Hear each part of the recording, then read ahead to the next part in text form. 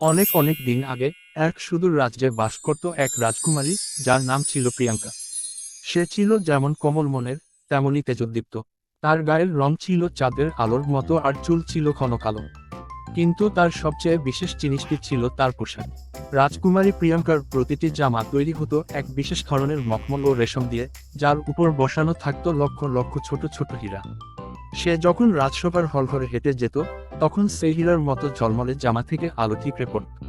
মনে হতো যেন নক্ষত্রের একটি অংশ মাটিতে নেমে এসেছে।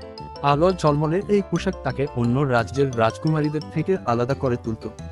তার বাবা, মহারাজ বিক্রম, তাকে আদর করে জলজলে তারা বলে ডাকতেন।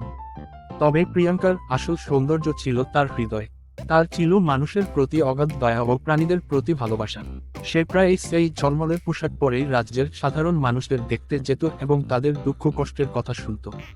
তার সেই হীরার ঝিকিমিকি কেবল বাইরের চাকচিক্য ছিল না, তা ছিল তার ভেতরের উজ্জ্বল মনের প্রতিচ্ছবি। তার রাজ্যের মানুষ তাকে কেবল তাদের রাজকুমারী হিসেবে নয়, তাদের আলোর দিশারি হিসেবে দেখত।